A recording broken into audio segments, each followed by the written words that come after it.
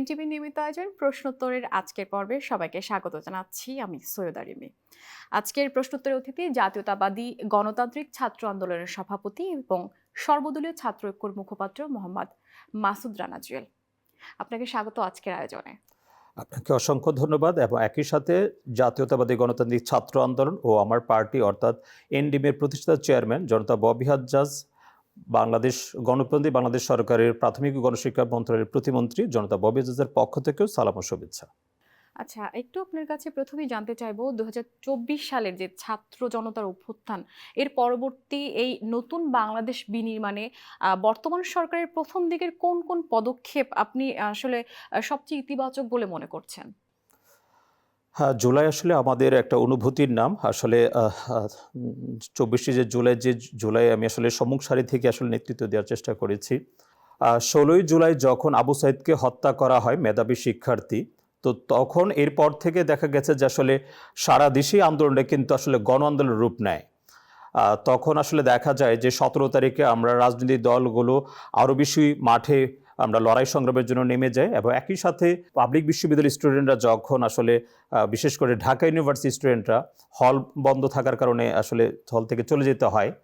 তো ১৮ জুলাই থেকে কিন্তু মূলত বেসরকারি বিশ্ববিদ্যালয়ের যারা স্টুডেন্ট, বিশেষ করে নর্থ সাউথ বিশ্ববিদ্যালয়, BRAC university, east West, south east university সহ সকল বিশ্ববিদ্যালয়গুলোই সেই আন্দোলনে অংশগ্রহণ করেন এবং এই আন্দোলনে তৎকালীন আমার পার্টির চেয়ারম্যান জনতা ববি হাজ্জাজ সম্মুখ সারি থেকে একজন শিক্ষক, একজন অভিভাবক, একজন রাজনৈতিক কর্মী হিসেবে সেই আন্দোলনে ছাত্রদের পাশে থেকে নেতৃত্ব দেন এবং আপনি হয়তোবা জেনে থাকবেন সেই আন্দোলনে এক পর্যায়ে ব্র্যাক ইউনিভার্সিটির সামনে উনি গুলিবিদ্ধ হয়েছেন এবং ওনার কপাল দিয়ে ব্লিডিং পর্যন্ত হয়েছে এবং তার সাথেই আমি ছিলাম, আমাদের অনেক নেতাকর্মী ছিল সাথে। তখন আমিও আসলে আমার বাম পাশটা আসলে প্রচণ্ড পরিমাণে আমরা ছোড়াগুলিতে আক্রান্ত হই এবং একই পর্যায়ে গিয়ে পরবর্তীতে দেখা গেছে যে আসলে ২২ তারিখে আমার নামে মামলা হয়, ২৪ তারিখে আমাকে কিন্তু তৎকালীন ফ্যাসিবাদের পুলিশ কিন্তু আমাকে অ্যারেস্ট করে এবং আমি আসলে ৬ তারিখ যখন ৫ই আগস্টের পর ৬ই আগস্ট আমি রাত 11:30টায় আসলে সেখান থেকে বের হয়ে আসতে পারি আর কি। সো এই জায়গায় যেটা হয়েছে আসলে ২৪শে জুলাইয়ের পর যে আসলে ইন্টারিম গভর্নমেন্ট ছিল, ইন্টারিম গভর্নমেন্টের প্রতি মানুষের বা জনমানুষের আকাঙ্ক্ষা ছিল অনেক বেশি, বাট আমরা আসলে বাস্তবতার তার খুব একটা প্রতিফলন কিন্তু পাইনি। তার ফলশ্রুতিতে পরবর্তীতে যখন নির্বাচিত সরকার আসে, নির্বাচিত সরকার গঠনের পর দেখা গেছে আসলে ইতিবাচকভাবেই কিন্তু সরকার জুলাইকে ধারণ করতে চাচ্ছে এবং জুলাই যারা আসলে আহত নিহত হয়েছে তাদের খোঁজখবর নিচ্ছে বা তাদের জন্য যা করণীয় সেগুলো করার চেষ্টা করা হচ্ছে এবং তালিকা যে হয়েছে সেই তালিকাও কিন্তু আরও বেশি সমৃদ্ধ করার চেষ্টা করা হচ্ছে। আর রাষ্ট্র সংস্কার আর দেশ পুনর্গঠনে সরকারের আসলে গতি বাড়াতে এই মুহূর্তে কোন কোন জায়গায় একটু জোর দেওয়া, মানে বেশি জোর দেওয়া দরকার আছে বলে আপনি মনে করেন? দেখেন, যেটা হয়েছে গত 15.5 বছর ফ্যাসিবাদ আওয়ামী লীগের সময় কিন্তু আসলে রাষ্ট্রীয় কাঠামোগুলো সবগুলো ভেঙে চুরে দিয়েছে বলা যায় এবং প্রতিটা রাষ্ট্রীয় যে সংগঠন ছিল প্রত্যেকটা জায়গাতেই কিন্তু আসলে সেগুলোকে দলীয়করণ করেছে বা আওয়ামী লীগীকরণ করেছে। তো সেই জায়গা থেকে আসলে বলতে গেলে আসলে কোনো সেক্টরই বাকি নেই যেখানে সংস্কার বা পুনর্গঠনের প্রয়োজন। আমরা মনে করি প্রত্যেকটা সেক্টরই মূলত পুনর্গঠন বা সংস্কারের প্রয়োজন আছে। বিশেষ করে শিক্ষাক্ষেত্রে তো আসলে আমরা দেখতে পেয়েছি গত 15.5 বছর আওয়ামী লীগের সময়টা আসলে কিন্তু এদেশে শিক্ষা ব্যবস্থার ব্যাপক অবনতি ঘটেছে। হ্যাঁ, সেইখানে আসলে মেধাবী শিক্ষার্থীরা আসলে মেধার মূল্যায়নে আসলে অনেক সময় চাকরি পায়নি, এমনটা যেমন হয়েছে এবং একইভাবে যে দেখা গিয়েছে আসলে জিপিএ 5-এর ছড়াছড়ি ছিল। হ্যাঁ, জিপিএ 5দারীরা বলতো যে আই এম জিপিএ 5।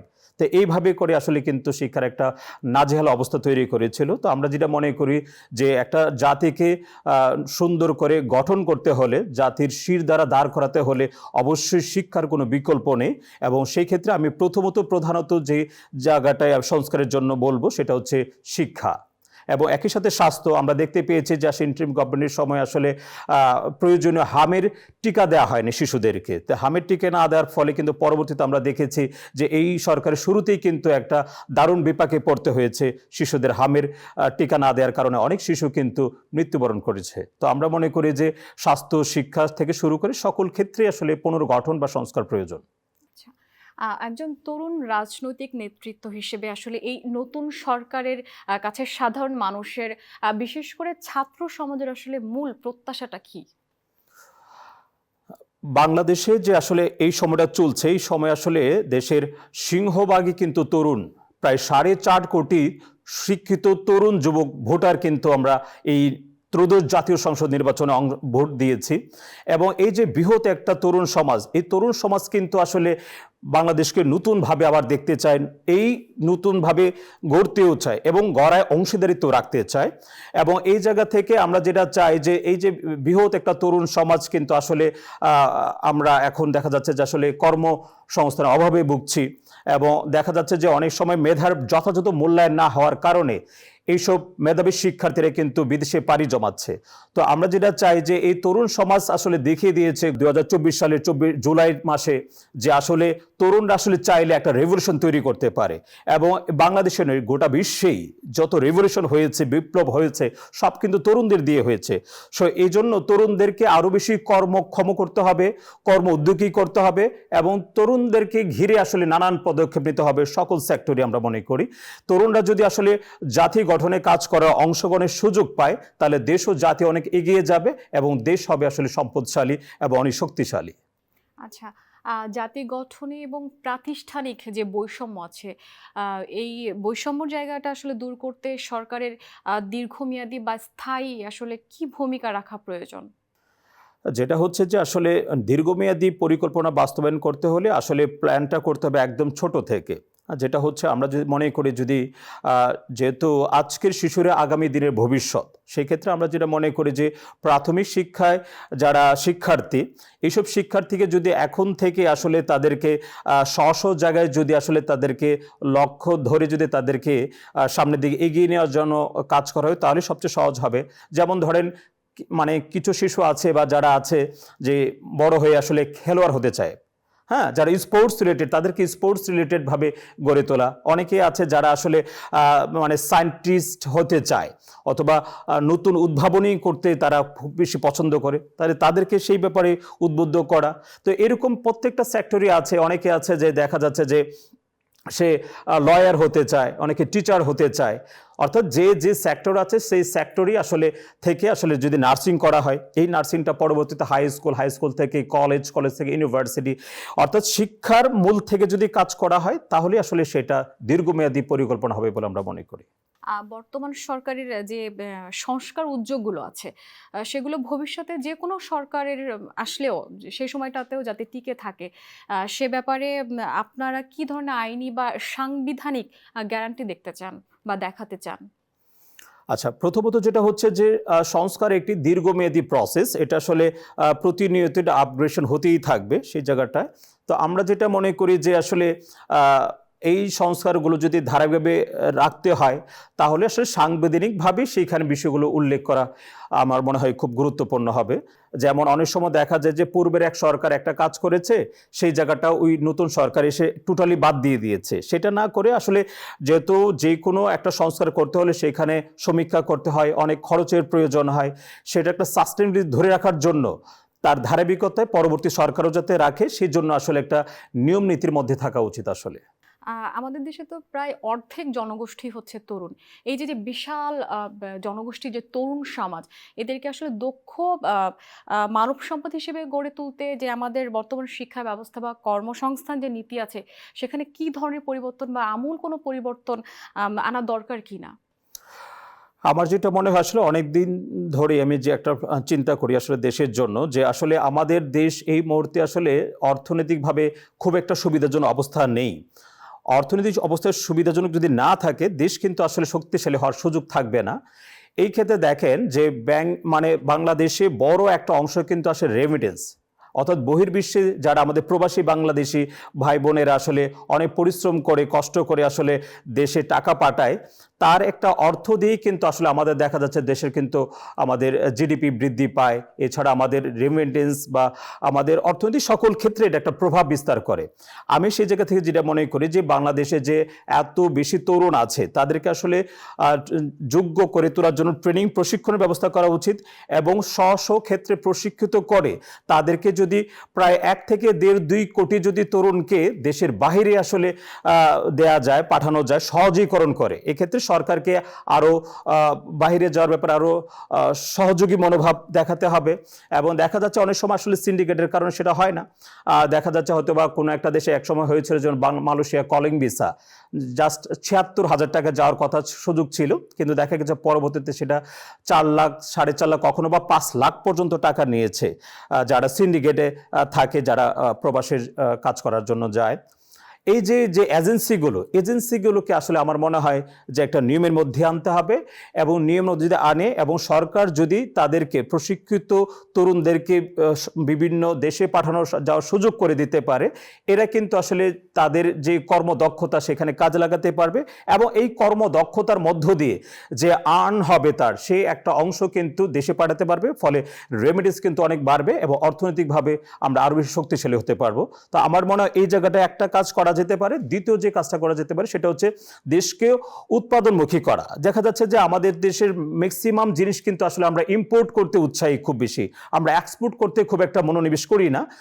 তো এই ক্ষেত্রে আমাদের উৎপাদনমুখী হতে হবে এবং আমাদের যে পুরনো শিল্পগুলো ছিল, যেমন চামড়া শিল্প ছিল আমাদের এক সময়, এই শিল্পটা কিন্তু এখন দেখা যাচ্ছে আসলে কিন্তু মানে একদমই তলানিতে পড়ে গেছে। চিনি শিল্প, পাট শিল্প, বস্ত্র শিল্প, সবগুলো শিল্পই কিন্তু আসলে গত কয়েক দশকের মধ্যে কিন্তু আসলে অনেক বেশি নষ্ট হয়েছে। এই শিল্পগুলো কিন্তু আবার নতুন করে উৎপাদনমুখী করা যায় বা সচল করা যায়, তাহলে আসলে দেশ অনেক বেশি সংস্কারমুখী বা অর্থনৈতিকভাবে এগিয়ে যাওয়ার সুযোগ থাকবে।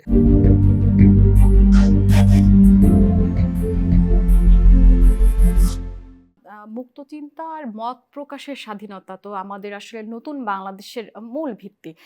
শিক্ষা প্রতিষ্ঠান ও সমাজে মুক্ত বৃদ্ধি চর্চার যে পরিবেশ তৈরি করতে এই সরকারের আসলে কি ধরনের ভূমিকা থাকা প্রয়োজন বা কি ধরনের ভূমিকায় তারা আছেন এখন? আমরা অবশ্যই প্রত্যেকটা মানুষই চাই যে আমরা স্বাধীনভাবে বাঁচতে, স্বাধীনভাবে কথা বলতে, আমার মত প্রকাশের অধিকার থাকুক, সেটা আমরা প্রত্যেকেই চাই। এবং এই জায়গা থেকে বর্তমান যে সরকার সেই জায়গায় কিন্তু কোনো বাধার সম্মুখীনই করছে না, বরঞ্চ সব জায়গায় কিন্তু আসলে একটা মুক্ত আলোচনার সুযোগ দিয়েছে। হ্যাঁ, তো এই মুক্ত আলোচনার সময় আসলে যদি আমাকে আসলে স্বাধীনতা দেওয়া হয়, সেই স্বাধীনতা রক্ষা করার দায়িত্বটা আমার কিন্তু। তো এই জন্য যেটা হবে যে আসলে তারপর স্বাধীনতা মানে এই নয় যে যা ইচ্ছে তাই করা যাবে। সামাজিকতা আমাদের মানতে হবে, আমাদের পারিবারিক মূল্যবোধ, দায়বদ্ধতা, আমাদের নীতি নৈতিকতা রেখেই কিন্তু আসলে আমাদের এই স্বাধীনতাগুলোকে অবলম্বন করতে হবে। তো স্বাধীনতা আমরা যদি চাই, আমরা আমাদের প্রত্যেকটা যখন এই যে দেখা গেছে যে বিশেষ করে যে 24-এর যে গণঅভ্যুত্থান হয়েছে, সেই এরপরে কিন্তু মানুষ দেখাচ্ছে বিভিন্ন বিষয় নিয়ে কারণে অকারণে কিন্তু রাস্তায়, রাজপথে আন্দোলন করেছে, দাবির জন্য মাঠে নেমেছে। আসলে সেটা ইম্পর্টেন্ট না, বলো যৌক্তিক কারণ যদি হয় সেই সকল বিষয় নিয়ে আমরা অবশ্যই আমাদের জায়গা থেকে আওয়াজ তুলব এবং সেই আওয়াজ তুলে আমরা অধিকার চাবো। কিন্তু যদি অযথাই যে কোনো বিষয় যদি আমাদের দাবি করতে চাই অথবা মাঠে গিয়ে আমরা আন্দোলন করতে চাই, সেটা আসলে খুব একটা সমীচীন নয়। এবং বর্তমান সরকারের জন্য যে কথাটা বলবো যে বর্তমান সরকার এসেছে 100 দিন পার হয়েছে, তো এই সময়ের মধ্যেই কিন্তু আসলে যে গত 15.5 বছর বা ইন্টারিম গভর্নমেন্টের সময়টা সহ প্রায় 17 বছর একটা সময় অতিবাহিত হয়েছে। এই সময় কিন্তু আসলে যে একটা রাষ্ট্র ব্যবস্থাকে প্রায় ধ্বংস করে দেওয়া হয়েছে, রাষ্ট্রীয় প্রতিষ্ঠানগুলোকে ধ্বংস করা হয়েছে, সেটা কিন্তু আসলে একটা সময় লাগবে সেগুলো ঠিক করতে। সেই সময়টা আমাদের বর্তমান সরকারকে দিতে হবে এবং আমরা বিশ্বাস করি বর্তমান সরকারের মাননীয় প্রধানমন্ত্রী যেভাবে কাজ করছেন এবং তার সাথে ঐক্যবদ্ধ হয়ে মাননীয় প্রতিমন্ত্রী, মন্ত্রী মহোদয়রা যেভাবে কাজ করে যাচ্ছেন, আমরা খুব বেশি আশাবাদী আগামী 1.5-2 বছরের মধ্যে দেশ অনেকটাই সঠিক ট্র্যাকে উঠে যাবে ইনশাল্লাহ। তরুণদের মধ্যে এক ধরনের হতাশা ছাড়াও আসলে রাজনৈতিক অনীহা দেখা যায় মাঝে মধ্যে। এই তরুণ সমাজকে আসলে দেশ গড়ার কাজে সরাসরি সম্পৃক্ত করতে আপনার জোট বা আপনার দলের কি প্ল্যানিং আছে বা কি ধরনের চিন্তা ভাবনা আছে? এটা খুবই গুরুত্বপূর্ণ একটি বিষয়, যেটা হচ্ছে যে তরুণদের একটি সম্পৃক্ত করতে হবে। এটা আসলে আমাদের প্রত্যেকটি তরুণের চাওয়া, যে আমরা আসলে যেমন লড়াই সংগ্রাম করেছি মাঠে এবং লড়াই সংগ্রামের মধ্য দিয়ে যেমন আমরা গণ অভ্যুত্থানে বিজয়ী হয়েছি, ঠিক একইভাবে রাষ্ট্র পুনর্গঠনে অথবা রাষ্ট্র সংস্কারে কিন্তু আমরা অংশীদারিত্ব রাখতে চাই। তো এই ক্ষেত্রে আমার জোট বা আমাদের দল থেকে যে চিন্তা করেছে, বৃহৎ প্ল্যান করা হয়েছে, ইতিমধ্যে আপনারা জেনে থাকবেন যে জনসম্পৃক্ত রেখে নানান সেক্টরগুলোতেই কাজ করা হচ্ছে। যেমন শিক্ষা মন্ত্রণালয়ের আন্ডারে যেসব জায়গাগুলো আছে সেখানে কাজ করা, এবং যারা তরুণ উদ্যোক্তা তাদের তরুণ উদ্যোক্তাদেরকে আসলে প্রণোদনা দেওয়ার মাধ্যমে উদ্যোক্তা হিসেবে তৈরি করার ব্যাপারেও কিন্তু বলা হয়েছে। এবং সেই ক্ষেত্রে যদি প্রয়োজনীয় ক্ষুদ্র ঋণের প্রয়োজন হয়, ব্যাংকগুলো যাতে আরো সহজীকরণ করে দেয় উদ্যোক্তাদের, সেই ব্যাপারে কিন্তু মাননীয় প্রধানমন্ত্রী থেকে সরকার এই ব্যবস্থার জন্য ইতিমধ্যে আলোচনা করছে এবং কিছু কিছু ক্ষেত্রে সেই উদ্যোগ ইতিমধ্যে নেওয়া হয়েছে।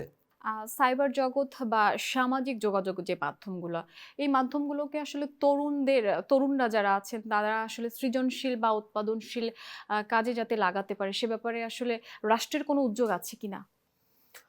যেটা হচ্ছে তরুণদের জন্য আসলে ইতিমধ্যে জেনে থাকবেন, বর্তমান সরকার বলেছে যে যারা বিশেষ করে মানে ফ্রিল্যান্সিং করে, হ্যাঁ, যারা ওডেক্স বা এরকম ফ্রিল্যান্সিং অনেক কাজ করে থাকে, তাদের জন্য আসলে পেপ্যাল কার্ডের যে আসলে ব্যবস্থা একটা থাকতে হয়, যাতে তারা খুব সহজে তাদের পেমেন্টটা পেতে পারে আর কি। এবং বর্তমান সরকার কিন্তু এই কথা বলেছে যে পেপ্যাল কার্ড যাতে খুব সহজে পেতে পারে, সেই ব্যাপারে ইতিমধ্যে মন্ত্রণালয়কে বা মানে সংশ্লিষ্ট যারা আছে তাদেরকে কিন্তু ইতিমধ্যে নির্দেশ দেওয়া আছে। সো আসলে এই মানে এখন যেটা হচ্ছে কি, আসলে ডিজিটালাইজড বাংলাদেশে বা সারা পৃথিবীতে গ্লোবালাইজেশনের কারণে ডিজিটাল হয়েছে। তো এখন আসলে যারা সোশ্যাল মিডিয়া আছে বা ইন্টারনেট সংশ্লিষ্ট সবাইকে সম্পৃক্ত করে আসলে কাজ করতে হবে। মানে এখন দেখা যাচ্ছে যে আসলে আমাদের প্রতিটা মানুষই কিন্তু যে আসলে দিনের একটা সময় কিন্তু আসলে সোশ্যাল মিডিয়া থাকে। তো এইখানে আসলে সবাই যে সবসময় আসলে প্রোডাক্টিভ কাজই সম্পৃক্ত থাকে ব্যাপারটা তা না। অনেক সময় দেখা যাচ্ছে যে আসলে নেতিবাচক অনেক কাজও কিন্তু আসলে ব্যবহার করে থাকে। বাট সরকারের সদিচ্ছা হলো যে আসলে এই যে সেক্টরটাকে আসলে কিভাবে আরো বেশি আ আ জনসম্পৃক্ত করে অথবা এটাকে ইতিবাচকভাবে ব্যবহার করা যায়, বিশেষ করে ফ্রিল্যান্সিং করে অর্থ ইনকাম করা যায়, তরুণদেরকে সম্পৃক্ত করা যায়, সেই ব্যাপারে কিন্তু খুব বেশি সদিচ্ছা আছে। বর্তমান সময়ে আসলে আমাদের দেশে বিভিন্ন জায়গায় দেখা যাচ্ছে মব জাস্টিস বা আইন নিজের হাতে তুলে নেওয়ার একটা প্রবণতা। আম এই প্রবণতাগুলো আসলে বন্ধে বা আইন প্রণয়নের পাশাপাশি আসলে সামাজিক সচেতনতা বৃদ্ধিতে আপনার সরকার বা আপনাদের দল বা জোট যাই বলেন না কেন, তাদের আসলে কি ভূমিকা রয়েছে বা কি চিন্তা ভাবনা করছেন? আচ্ছা, যেটা হয়েছে আসলে মানে এই মুহূর্তে কিন্তু আসলে মপক্রেসিটা আর নেই। আপনি জেনে থাকবেন অবশ্যই যে বিশেষ করে আসলে ৫ই আগস্টের পর না, ৫ই আগস্টের পরে কিন্তু এই কালচারটা অনেক জায়গায় দেখা গিয়েছে। কজ অফ উদাহরণ দিয়ে বলা যায় কিছুদিন আগেও কিন্তু একজনকে সন্দেহের বশে পিটিয়ে কিন্তু হত্যা করা হয়েছে। জি, সেটাই বলছি যে ৫ই আগস্টের পর এই জিনিসটা আসলে খুব বেশি হয়েছে আসলে। আসলে আমি যেটা বলি আসলে বিশেষ করে যখন ৫ তারিখে আসলে পতিত ফ্যাসিস্ট পালিয়ে যায়, এরপর থেকে আসলে ৫, ৬, ৭ তারিখ পর্যন্ত আসলে দেশের কিন্তু কোনো সরকার ছিল না। তো এই সময়টা প্রচুর হয়েছে এবং পরবর্তী সময়টাও কিন্তু আসলে আমরা দেখতে পেয়েছি আসলে একটা মবক্রেসি হয়েছে আসলে। তো এই জিনিসটা আসলে তখন আসলে দেখা গেছে আসলে দেশে যেহেতু নির্বাচিত সরকার ছিল না, সেক্ষেত্রে আইন শৃঙ্খলা কিন্তু এই ক্ষেত্রে নির্বাচিত সরকার আসার পরে কিন্তু এই প্রবণতাটা অনেকটা দেখা গিয়েছে, অনেক জায়গায় দেখা গিয়েছে। এটা কিন্তু টেলিভিশনে এসেছে, পত্রিকায় এসেছে। জি। আ সেটাই বলছি যে এখন আসলে আগের চেয়ে অনেক কমে গেছে এবং বর্তমানে যে স্বরাষ্ট্রমন্ত্রী কিন্তু বলেছে যে মবক্রেসি আর করা যাবে না। কোথাও মবক্রেসি হলে প্রশাসন তা শক্ত হস্তে দমন করবে এবং ইতিমধ্যে তা শুরুও করেছে। হ্যাঁ? আপনারা দেখতে পাচ্ছেন যে এখন ছোটখাটো বিচ্ছিন্ন কিছু ঘটনা ঘটছে না যে তা না।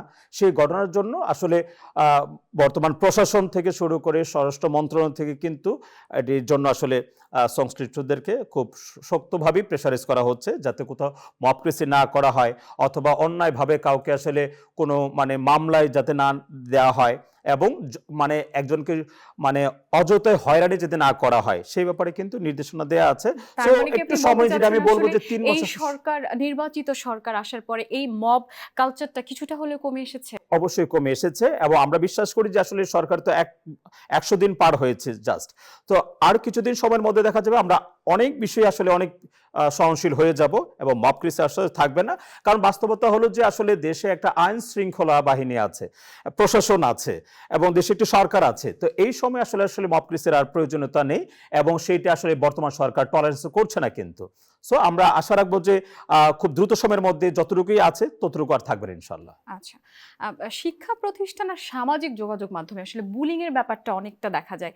এটা কিন্তু তরুণদের আসলে মানসিক বিকাশে মারাত্মকভাবে বাধা সৃষ্টি করে। এই বুলিং, সাইবার বুলিং বলি বা যেখানেই বলি না কেন, বুলিংটা আসলে বন্ধ করার জন্য বা রোধে আপনার সরকার বা আপনার জোট কি ধরনের ব্যবস্থা নিয়েছে বা ভবিষ্যতে কি ধরনের পরিকল্পনা আছে? আচ্ছা, প্রথমত হচ্ছে সাইবার বুলিং বলেন বা এমনি অফলাইন যে বুলিং হয়, এটা আসলে তো একটা সামাজিক অবক্ষয়, মূল্যবোধের অবক্ষয় হওয়ার কারণে মূলত এটা হয়। কারণ নরমালি তো আসলে এই জিনিসটা আসলে হওয়ার কথা না। যেহেতু আসলে এটা হচ্ছে, দেখা যাচ্ছে যদি আসলে যেটা মানে বুলিং বা ইফটিজিং হলে এটা কিন্তু প্রশাসন তৎক্ষণাৎ ব্যবস্থা নেয় এবং যদি আসলে এটা সাইবারস মাধ্যমে হয়, সাইবার বুলিং হয়, সেটার জন্য কিন্তু যেটা হলো একটা আইন কিন্তু আছে। যে আসলে আমরা সামাজিক যোগাযোগ মাধ্যমে স্বাধীন ঠিক আছে, কিন্তু তাই বলে যা ইচ্ছা তাই করা যাবে না। এবং এই ক্ষেত্রে কিন্তু থানাগুলো যে আপনার নিকটস্থ যে পুলিশ স্টেশন আছে সেখানে কিন্তু বলা আছে আপনার কমপ্লেন করার সুযোগ আছে এবং প্রয়োজনে আপনি যদি এটাকে আরো বেশি আপনি মনে করেন বোদার হন, তাহলে সেক্ষেত্রে আপনি 999-এ ফোন দিয়ে কিন্তু আপনি এই সুরক্ষার জন্য আপনি সুরক্ষা পেতে পারেন।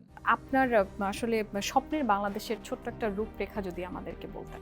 আমরা চাই যে বাংলাদেশ আসলে 54 বছর 55 বছরে যে আসলে বৈষম্যের শিকার হয়েছে, আমরা মূলত চাই এই দেশে আসলে অন্ন, বস্ত্র, শিক্ষা, চিকিৎসা, যে অনেক মানুষ এখনো আছে আসলে যারা ঠিকমতো খেতে পারছে না, ঠিকমতো অনেকের বাসস্থানের ব্যবস্থা নেই, অনেকে সুচিকিৎসা পাচ্ছে না অথবা অনেকে শিক্ষাটা পাচ্ছে না, যে আগামী 5 বছরের মধ্যে যাতে বাংলাদেশের যে মৌলিক অধিকারগুলো মানুষের আছে প্রত্যেকটা অধিকার যাতে মিট করতে পারে।